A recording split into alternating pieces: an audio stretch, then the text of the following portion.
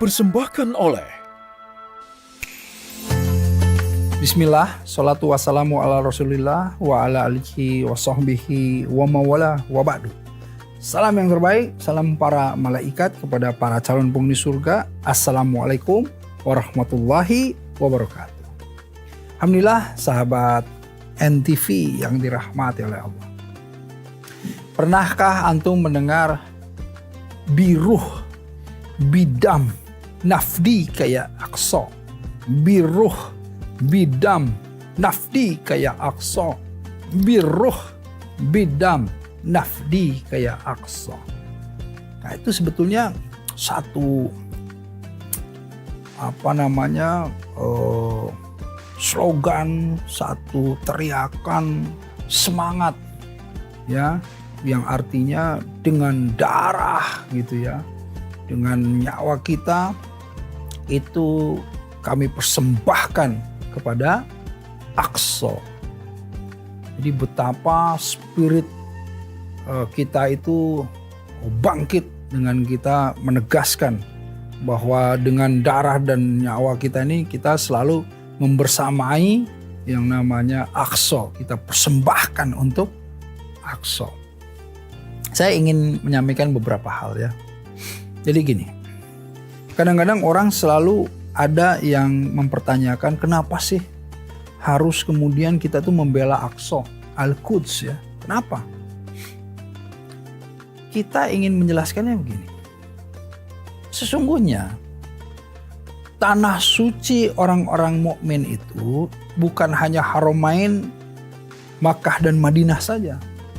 Tetapi tanah suci kita salah satunya adalah Al-Quds. Ya, Al-Aqsa Palestine. Kenapa? Karena Al-Aqsa itu menjadi kiblat yang pertama kita sholat. Jadi kita tuh sholat sekarang menghadap kiblat itu ke Ka'bah. Dulu itu sholat menghadap ke Aqsa.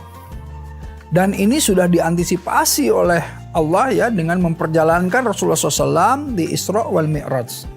Ketika Rasulullah berjalan Sara ya di malam hari ilal Masjidil Haram ya, kepada apa? Ke Masjidil Aqsa gitu. Jadi sebetulnya ini sebuah simbol bahwa yang namanya umat muslim itu tidak boleh melupakan yang namanya Al-Aqsa ya, sebagai tanah sucinya. Nah, ketika saudara-saudara kita Palestina itu sekarang berjihad habis-habisan melindungi yang namanya Al-Quds, Al-Aqsa sebagai tanah suci, tentu kita ini seharusnya juga wajib menjaganya, wajib membelanya. Tetapi kita diwakili oleh mereka, saudara-saudara kita di Palestina.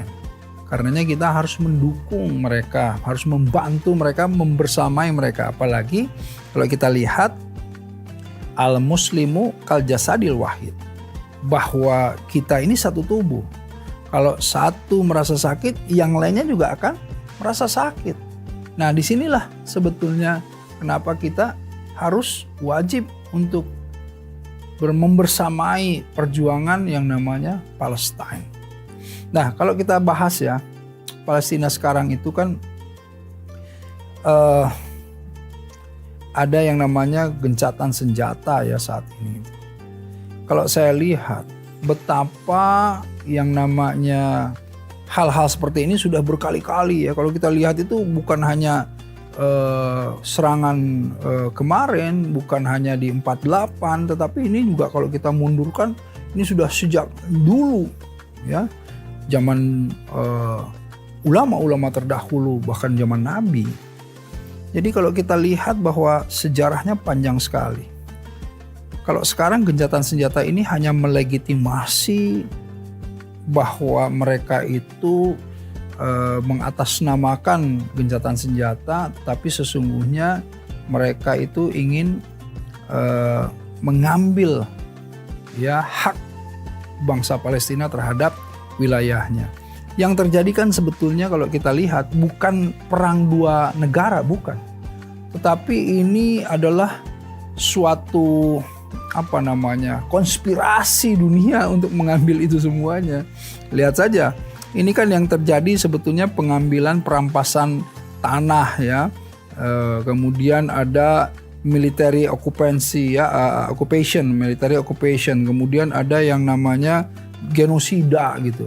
Ini yang sangat menyedihkan. Karenanya menurut saya itu kita harus terus membersamai. Bahkan kalau kemarin ada rilis sekitar 700 triliun lebih untuk membangun kembali Gaza.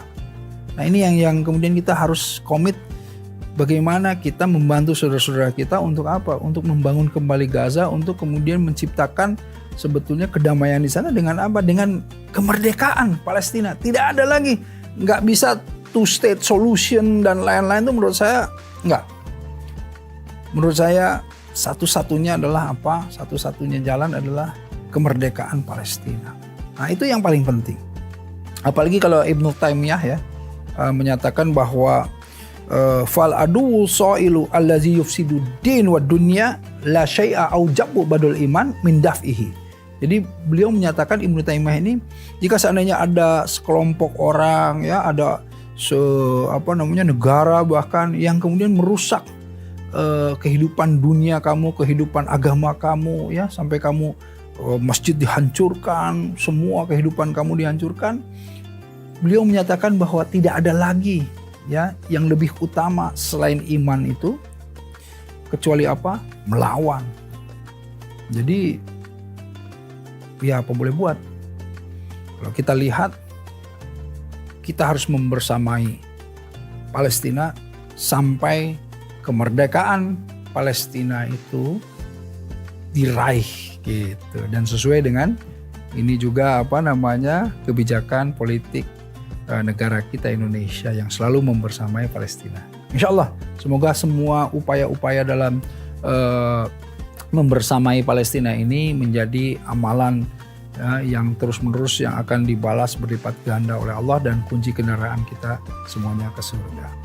Alhamdulillah. Tidak ada yang lebih baik dari yang berbicara ataupun yang mendengarkan, karena yang lebih baik di sisi Allah adalah yang mengamalkannya. Assalamualaikum warahmatullahi wabarakatuh.